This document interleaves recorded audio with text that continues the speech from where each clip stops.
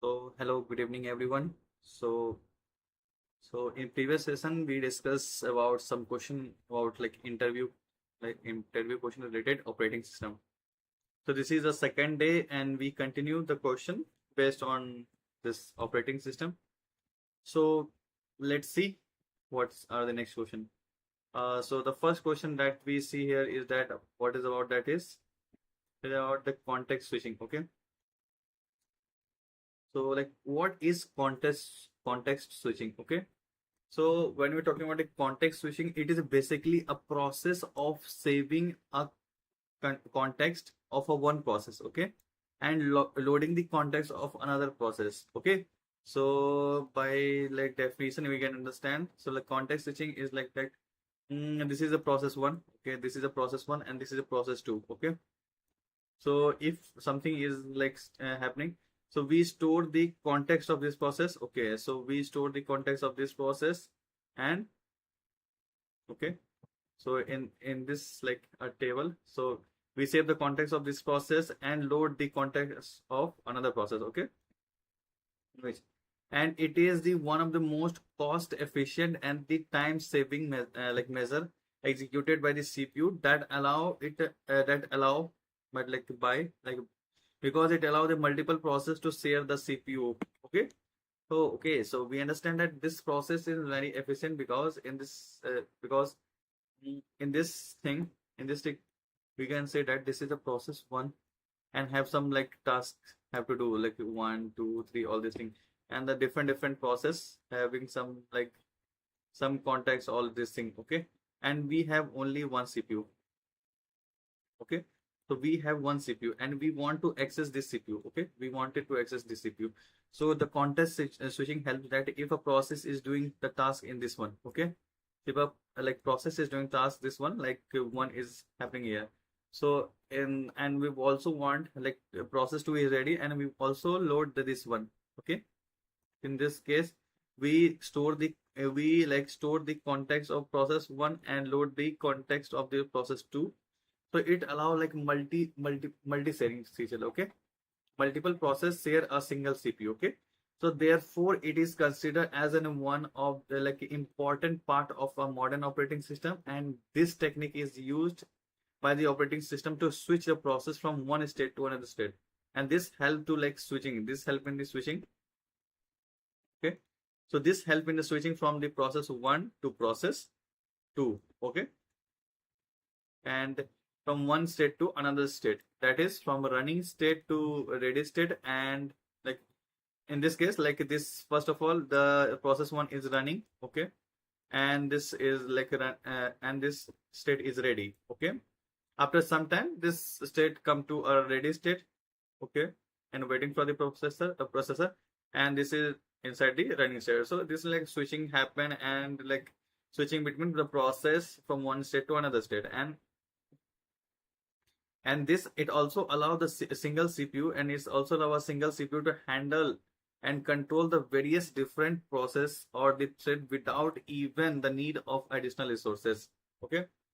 So this make this processor more powerful. It handle this different process and the threads. So it handle the process, okay, process and threads, okay, threads without any need of extra resources. So this is like important feature of this CPU, okay. You understand what is context switching?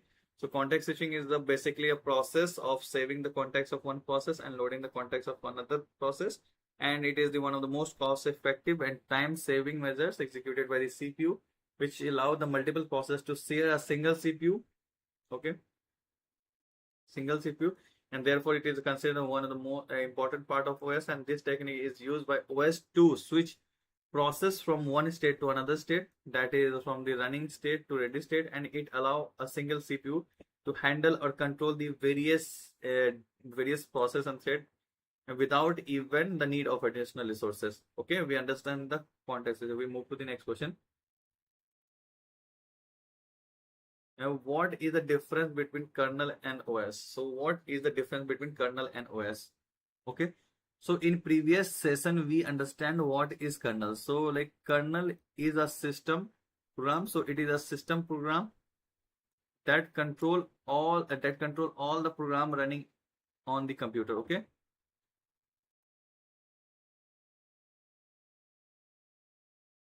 So this is like a kernel. Kernel is a system code that allow all the computer program running on this computer. Okay. And the kernel is basically a bridge between. It is a bridge between software and the hardware in the system. Okay. So how can we understand this one? So we can say that. So kernel. When we are talking about the kernel, okay, when kernel, so it acts as this is like this is like software. So this is the like software. Okay, software, and this is the hardware. Okay, so it act as a bridge. It like act as a bridge. This is kernel. Okay, and this is act as a bridge between them. Okay, and kernel. Okay, do you understand what is kernel? And what is operating system? So operating system is a system or a system program that run on a computer to provide an interface of you like interface to a computer user so that they can easily operate the computer. Okay, so it is a system program. It is a system program that run on a computer that provide a interface. Okay, interface to a computer so that a user can user to the computer user so that they can easily operate the computer. Okay, so we understand the what is kernel, what is operating system. Now we see the difference between what is the difference between this one. Okay, so for the kernel, we know it is considered a central component of the operating system. Okay, and it is considered as a system software. Okay, operating system is considered a system software and it is considered as a central component of the operating system, and it is generally responsible for converting the user command into machine level command. So it converted the user command into the machine level command. Okay, this is the like act as a bridge between this software and the hardware. Now that's why, and it is generally responsible for managing the resources of the system. So it is like responsible for managing the resources of the system. It simply act as an interface between what hardware and the application. So it is an interface between software and the hardware. Okay, it simply act as an interface between hardware and the user. Okay, so we understand the difference of this one. So when we're talking about the kernel, so this is kernel, so this is kernel, this is software. Okay, and this is hardware. So in between there is a kernel. Okay, when you're the operating system, so this is user. Okay, and this is the hardware. So it acts as an interface between this one. So this is the operating system. So these are the two difference between this one. Okay, and it also perform function like process management, file management, device management, input output communication, all these things done by the kernels. But when we're talking about the operating system, it also function like providing the security to data file in a system, providing access control to the user and maintaining the system privacy, all these things done by the operating system. Okay, so it is like a type of macro. The types are as follows, like microkernel. Okay, so only in microkernel only the essential feature that are required are available. In the monolithic kernel, like all the functionality that are needed are required. Okay, and the like different type of operating system are single, multi-programming, batch, distributed operating system, real-time operating system. So these are the difference between like kernel and the operating system. Okay, we move to the next question. Next question, that is, what is the difference between process and thread? One of the most important question.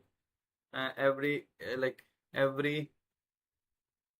intro may be like this one. Okay, so like what is process and what is thread? Okay, so we see. So it is basically a program that is currently, so what is process? So it is basically a program that currently under the execution by one or more threads, okay, and it is very important part of modern day OS, okay. So process, it is basically a program that currently under the execution by the one or more threads. And when we're talking about the threads, so it is a path of execution. So it is a path of execution that is composed of a program counter. Okay. So we can say that a thread is a path of execution and that is composed of the program counter, uh, thread ID, stack, and set of register within the process. Okay. It is within the process. So when we have to explain that this is the process, so this is the process, okay, and the small things are present, so these are the threads, okay, these are the threads, okay. So this is a path of execution that is composed of the program counter and thread and stack and set of register within this process, okay. So let's see the difference between the process and threads. So process, it is a computer program that is under the execution. That is a computer program and that is under the execution. Okay. And it is, and what is different, and the thread, in the case of threads, it is a component or the entity. It is a component and the entity, or we call as a path of execution. That is the smallest execution unit. Okay. It is a component or entity of the process that is the smallest execution unit, okay. So there is a like heavy weight operator, okay, and this is the lightweight operators, okay. This is heavyweight and this is lightweight, okay, and it has own memory. But in the case of thread, so it use the memory of the process that belongs to, okay, it have the shared memory, okay, shared memory. And it is more difficult to create a process as compared to creating the thread. So it is easier to create thread as compared to process, we can say that. And it require more resources as compared to thread. It require like less resources, okay. And it take more time to create and terminate. So it take more time to create and terminate to process as compared to thread. It require like creation time is less and the termination time is less. So it is usually run in separate memory space and it run in the shared memory space. Okay. And it does not share any data. It share data to each other and it can be divided into multiple threads, but it cannot be further subdivided. So these are the difference between thread and process. Okay. We move to the next question, that is what is the various section of the process. So we have to like explain what are the various section of the process, okay. So there are basically four sections in which process was given below. So these are the four sections. So these are four sections. First of all, the stack, okay. So stack is used for the local variable and return the address, okay. Stack is used for the local variable and return the address. When heap, and second thing is the heap, okay. So it is used for the dynamic memory allocation. So it is for the dynamic memory allocation. And the data, okay, data. So it store the global and static variable. So data store the global and static variable and the code and the text. So and then code and text. So like these are the like these are the things that are like four section of this operating system. So we can say that this is the first of all it stack, then heap, then data, then the code and all these things. So these are the four things that are available in the like process, okay. Stack for the local variable and return the address, okay, and the heap for the dynamic memory allocation, and data store the global and store global and static variables. Code and text stack, that it comprise the compiled program code, okay. And so we are okay. The next thing, what is deadlock in OS and what are the necessary conditions for the deadlock, okay. What are the deadlock and what are the necessary conditions for the deadlock, okay. So first of all, deadlock is generally a situation. It is not like a mechanic. It is a situation. It is a situation. Actually, deadlock is a situation where a set of process are blocked, set of process are blocked as each process is holding the resources. Okay, as each process are holding the resources and wait to acquire the resources held by the another process. Okay, we can say that this is like a different, like different process. Okay, okay. Okay, these are a different process. Okay, and each are holding some resources. Each are holding for the resources. Okay, and waiting, and they are waiting for the they are waiting. So he can he can this process one, process two, and process three are there. Okay, and they are holding the resources and waiting for. They are waiting for that. This are waiting for the third will that that so waiting for a third can leave these resources and they can use, and the second guy is waiting for the two, and second guy is waiting for the one, and the third guy is waiting for the two. So it is a condition. This is a situation where the set of processors are blocked as each process is holding the resources and waiting to acquire the resources held by the another process. Okay, in this situation, no two or more process simply try to execute simultaneously and wait for each other to finish their execution task because they are independent on each other. Sorry, they are dependent on each other. So they are dependent on each other, and we can see then hand problem like a hand in our system. This hand problem in our system, whenever a deadlock occur in our program, it is the one of the common problem you can see in the multiprocessing task. Okay, so we understand by this one. So what is that and what is deadlock? And it is like situation where the process get blocked. Okay, so what are the necessary conditions? What are the necessary conditions? Okay, so what are the necessary conditions for the deadlocks? Okay, let's see. So like first necessary condition. So like basically there are basically necessary condition for the deadlock are as follows. First of all, it is like mutual exclusion. Okay, hold and wait. Okay, no preemption and circular wait. Okay, so these are the condition of deadlock. Mutual exclusion as that two process can access the data at the same time. Hold and wait, like holding the resources and waiting from the another another to acquire the resources from the other. No preemption needed if some process start their process execution time. So we can't take that resource from during the process time. Circular wait is like this process is waiting for this process is waiting for this process. Okay. This is all about what is deadlock and what is the necessary condition for this one. Mutual exclusion, hold and wait, no preemption, circular wait. Okay. So what do you mean by validity anomaly? Okay. What do you mean by validity anomaly? Okay. So in the operating system, the process data is loaded in a fixed size of chunk. Okay. Okay.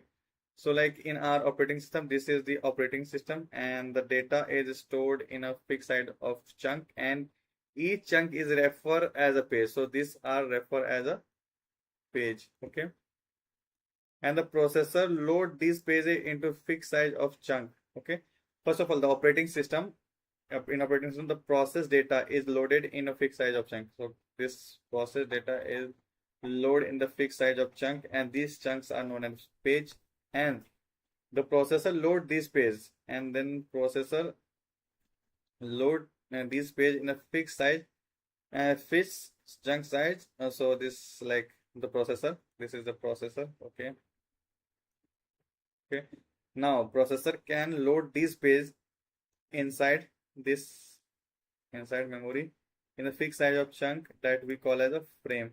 Okay, that is called as a frame. Okay, so validity anomaly is a phenomena in which if we increase the number of frame in memory, so if this is the frames, okay, these are the frames. Okay, so validity anomaly is a phenomena in which if we increase the number of frame in our memory, then the number of page fault, number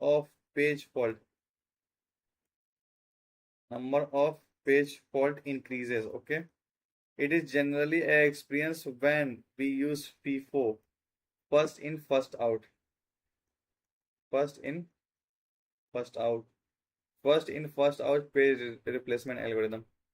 Okay, so we understand that in operating system we loaded a fixed size of chunk, and each chunk is referred as a page.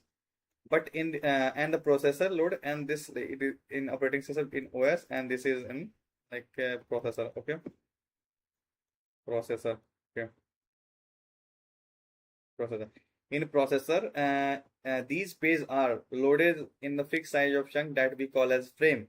But in Belady anomaly is a phenomena in which if we increase the number of frame in a memory, then the chances of page fault increases. So it is generally an experience when we use first in first out in a page replacement algorithm. Okay. And another thing, what is spooling in OS? Okay, what is spooling in OS? Okay, so we can say that spooling is simply stand for a simultaneous peripheral operation online. Okay, so it's mean that simultaneous as P for peripheral operating online for OL. Okay, this thing. So spooling simply stand for the simultaneous peripheral operation online. So it is referred to put it is referred to as a putting data of a various input output job in buffer. Okay, so spooling is referred as a putting the data of various various input output job in buffer. Okay, so like how can we explain this thing? So this thing is a buffer. Okay, and spooling is help different input output devices and putting this data into the buffer. Okay, putting this data into the buffer. So this is known as a spooling. Okay, yeah, and the buffer mean that a special area in a memory or hard drive, and this buffer, this is buffer what we have. Okay, and buffer is a special area in a memory or the hard disk that can accessible to the all device, and this is a special that is accessible by all this input, and this is all input devices. Okay, okay, so this is used for so it is used as a mediation between user application and slow peripheral. Okay, and it is very useful and important because it is very useful and important because the device access or acquire the data at different rate. Okay, like first of all, spooling means that we are putting the data from various input output jobs in a buffer, and buffer is a special area which provided into the like in hard disk, and accessible by different input output devices. Okay, okay, so like different, because it is important because different devices access or acquire the data at a different rate, and this operation also use, and this device can also use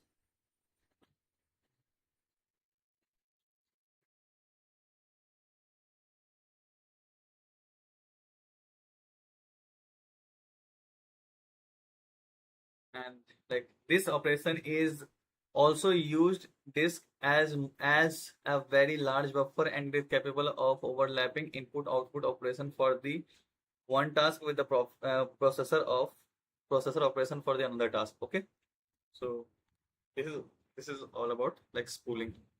Okay, so let's see the next question, that is what happened inside. So what happened inside the OS when the process crashed unexpectedly? Okay, so when a process when process crashes unexpectedly, the operating system perform as a control cleanup to protect the system stability. Okay, So whenever the process get crash unexpectedly, then then a system perform as a control cleanup to like protect the system stability. Okay, typically typically the operating system detect the crash due to the illegal operation. Okay, typically the operating system like detect the crash due to the illegal operation such as invalid memory access. Okay, or division by zero. So invalid memory access or division by zero. Okay, and then terminate the process and release its allocated resources and including a memory file descriptor and the logs. Okay, update the process table and scheduling structure to remove that process and may generate a log or code dump for debugging the process. Okay, so we can say that let's draw some like diagram through which we can understand. So this thing. Okay, so just imagine this is the process. Okay, okay, so and this is the operating system. Okay, this process is the operating system. Okay, unexpectedly this crashes. So what the OS do in this time?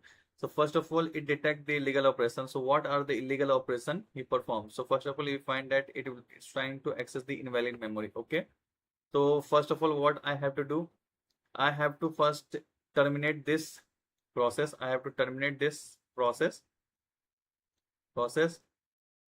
and release all the resources they have. We release all the resources, log, including memory, log, and descriptor, all these things. We have the access and we update the table like we have like PCB process control block. So every that we have only 4 members. We remove the name of this process and update all the scheduling. We update all the scheduling descriptor or scheduling data and it remove this process and then generate a log and the code down for the like generate a log so that can another like so that the other process can access this log to where is the problem inside this one. Okay, so this is what when the process crashes happen.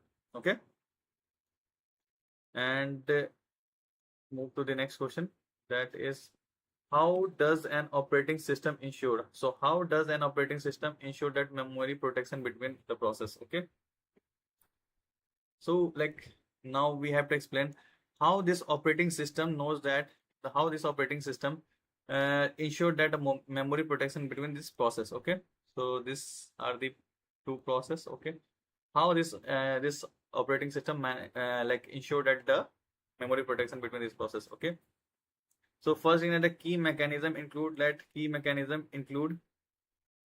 Okay, the key mechanism it include is that like a virtual memory which prevent process from accessing, like we can like include a virtual memory which prevent the process from accessing each other's memory directly. So we in this case we created a virtual memory. Okay, we created a virtual memory.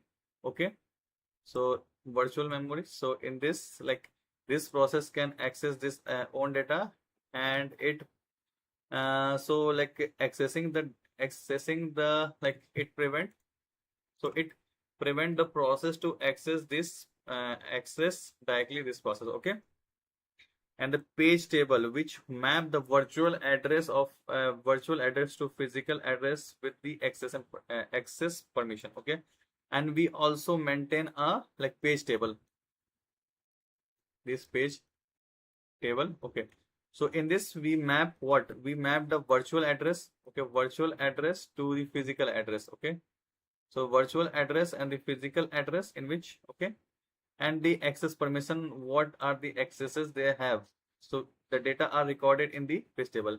And hardware support to enforce, like hardware support the MMU that read, write and execute the permission. So like MMU help me to like read this one.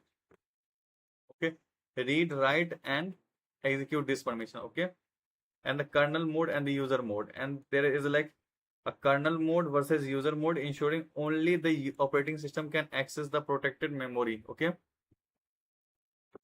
okay, okay,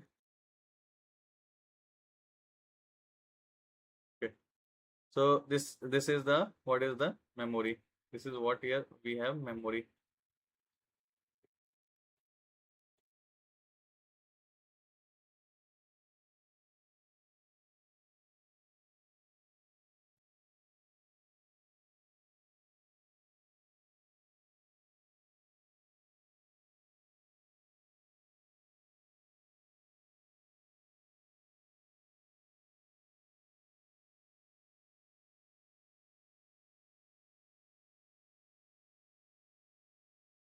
Okay.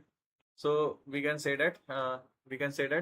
So how like operating system like protect from the access of ensure that memory protection from the process. First of all, they created like virtual memory which prevent the another process to access the another process directly, and they also maintain a page table where all this information we map the like virtual address to like physical memory and the access permission, and we also create.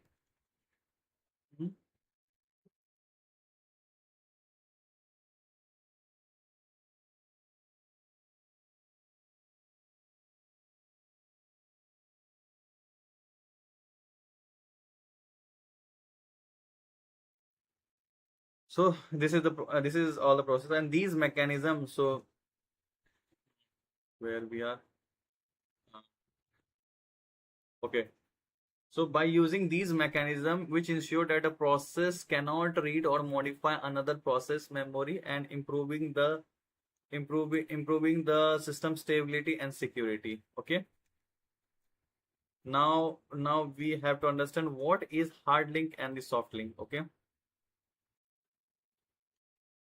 Okay. What is the hard link and the soft link? Okay.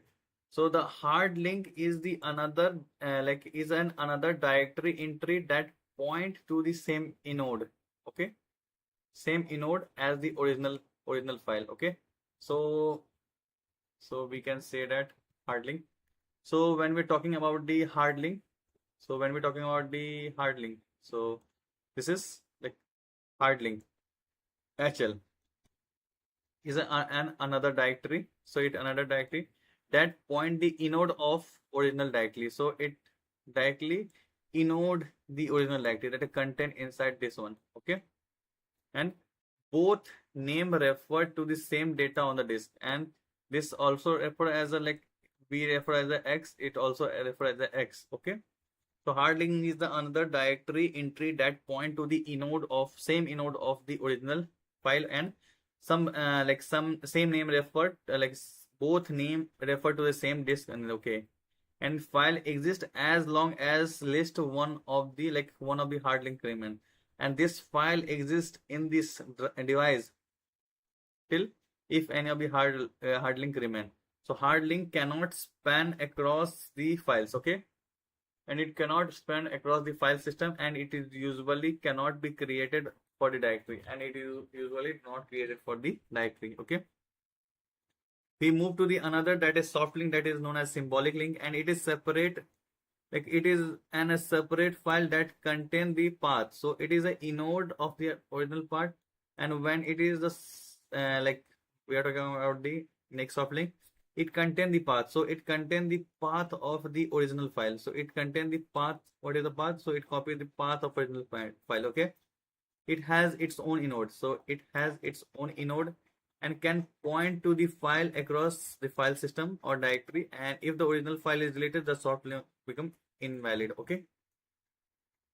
These two are the difference between like soft link and hard link. So we are talking about the what is inode. So we are talking about this thing inode. Okay. And here is the same thing, what is inode. So let's see what is inode.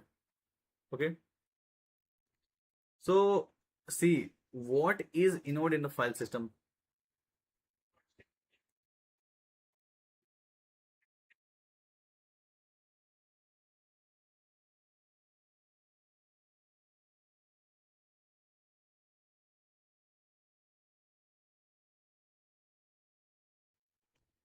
So what is inode in the file system?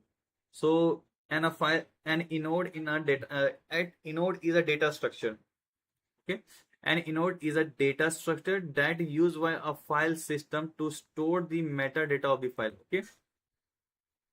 So when we're talking about the inode, so inode is a data structure which contain the metadata of the file, okay, used by this file system which contains. So inode, okay, so it is a data structure which contain the which stored the metadata of the file and not the file actually, not that file actually contain, okay. And inode typically contain the file size, ownership and the permission, timestamp of creation, modification and access, pointer to the data block on the disk, okay. And file name are stored separately in the directory entry which map name to the inode number, so which map to the the file name are stored differently. And this if we have a name dot we have FIFA dot txt, so this is the file name, okay.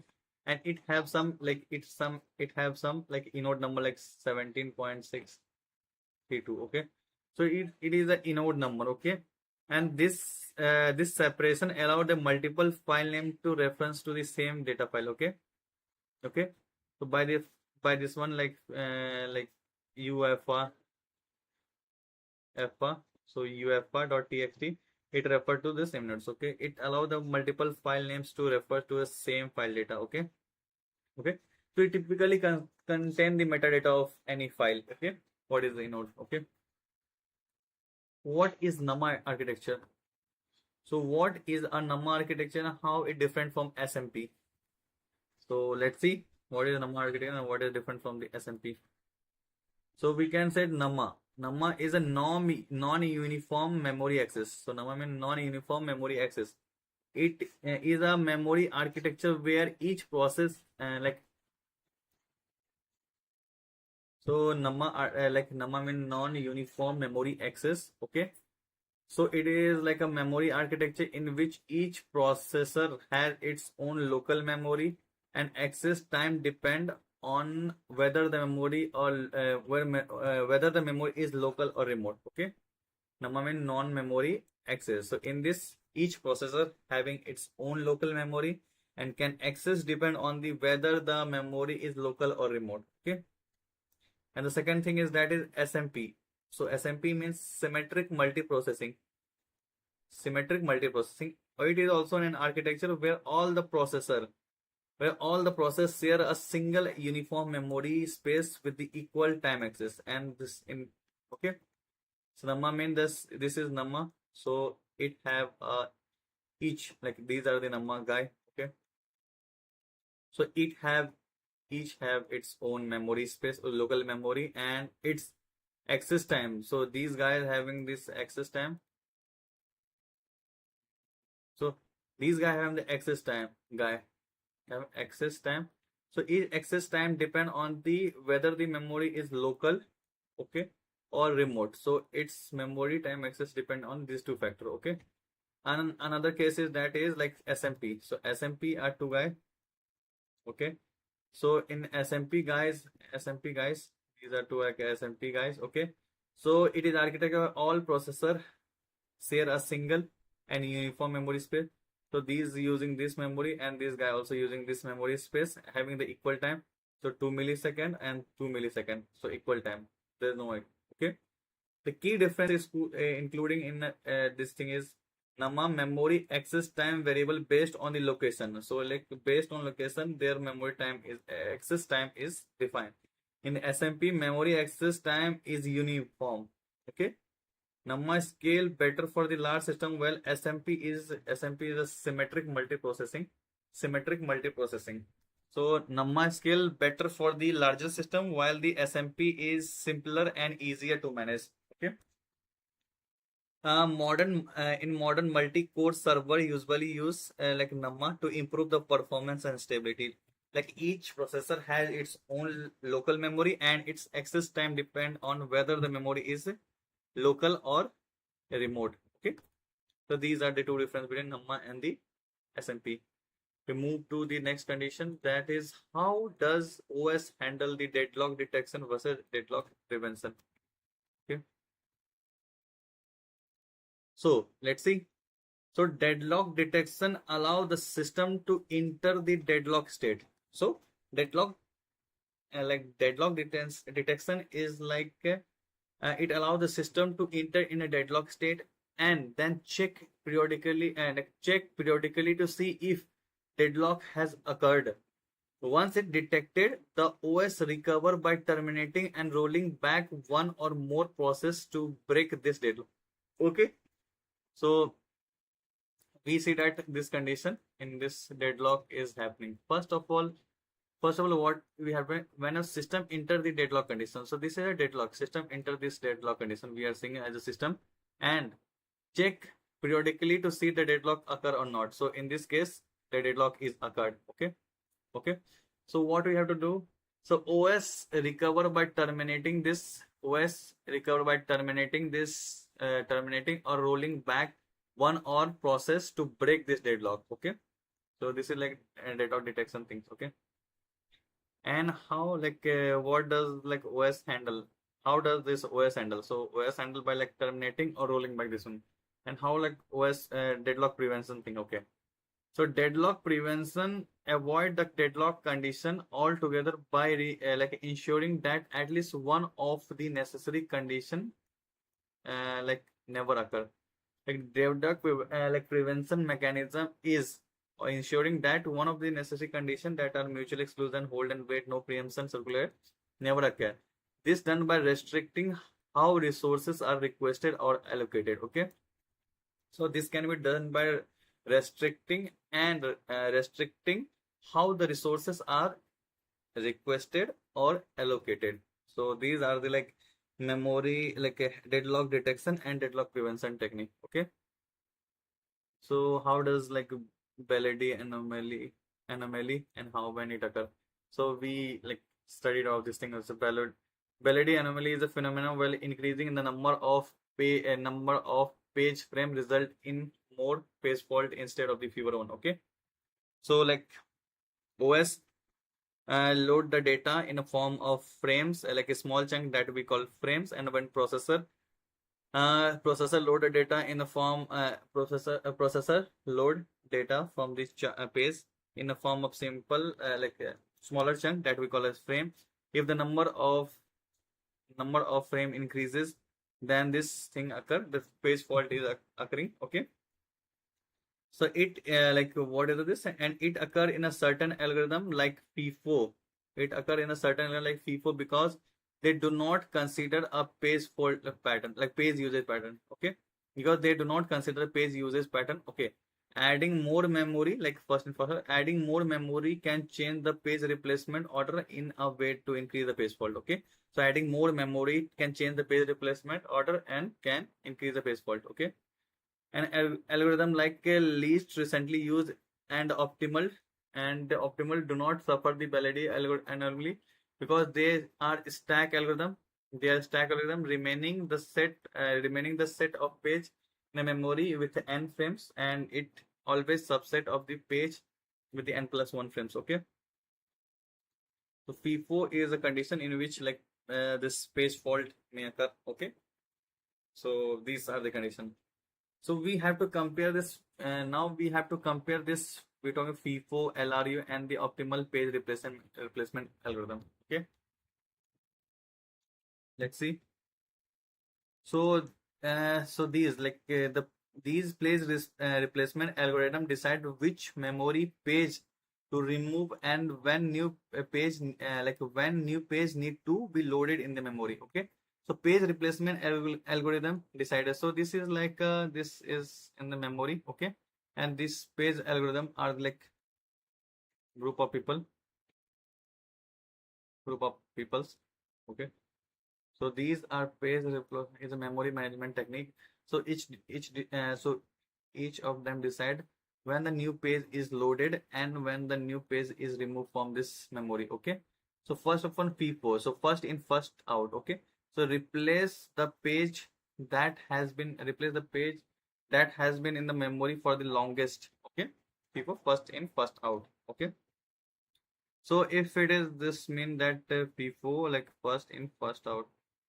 Okay, so it uses the queue data structure in which this guy come first, this, then this, then this, and this, and this. Okay, It want to explain that when this like page came first, like added in the memory first, we have to remove this firstly. Okay, so like replace like before, replace the page that has been in the memory for the longest time. Okay, and it is a simple to implement, but it does not consider how frequent. But it does not consider how frequent or recently the page is in used. Okay, so it only like focus on when he like when this page come. Okay, we don't know the idea about the frequent and recently uses all these things. Okay, for that one we move to the LRU, least recently used. Okay, replace the page that has not been accessed for the longest time. So if we say that this guy is not we know that this guy is not like working on this thing, we are not using this page for the long time, so in that case we have to remove this page. Okay, okay, not as for a long time, so then and it performed better than the FIFO and the most of the cases, but required tracking page uses. Okay, required tracking page uses. Okay, so now that's the optimal. So optimal, replace the page that will not use for the replace the page that will not use for the longest time in future. Okay, so we not simply remove, so we have to see that this page is not used earlier and also not is used in the future, then it provide a best possible performance, but it is not practical to implement because future access pattern is unknown. Okay, okay, we know the past but we don't know the future, so this is not practically possible, but we understand the FIFO. Okay, least recently used and the optimal. So optimal is the mainly used for the benchmark to evaluate the performance. So it is like a brute like what we call it, the brute force exhaustive search thing that. Okay, it will be find as a benchmark to check the others algorithm. Okay, so we have like two questions. So two questions. Okay, it's a 1 hour session. So how does the transaction look side buffer improve the performance? Okay, this transact so sorry for this like mispronunciation. So please like read this paper, what are written. So don't focus on, because I am reading and writing at the same time. That's why I'm like mispronounce all the like some of the words. Okay, so try to focus on understanding rather than pronunciation on all these things. Okay, so first of all, translation look aside buffer, that is TLB, is a small fast cache that store the recent virtual to memory virtual to physical memory address translation. Okay, so it like a translation look aside buffer is a small and fast cache that stored recent virtual to physical memory address translation. Instead of accessing the page table in memory for the every address translation, the CPU first check TLB. Okay, instead of accessing the page table where the every memory address translation are there, so CPU first check the TLB. If the entry is found, the TLB and a TLB hit, then the translation is done quickly. If not the TLB misses, then system fall back to the page table. Okay, is a fast like cache memory to just store the virtual to physical memory translation instead of accessing the page table frequently. So like CPU first check TLB. If the TLB hit, then the translation is done quickly. If not hit, then it fall back to the page table. Okay, by reducing the frequent page lookup time. So like reducing the frequent page lookup time, TLB significantly improve the memory access speed and overall system performance. So we have to focus on TLB. So translation look aside buffer. Okay, what is multi-level feedback queuing like scheduling? Okay, so what is multiple feedback queuing scheduling? So last question for today.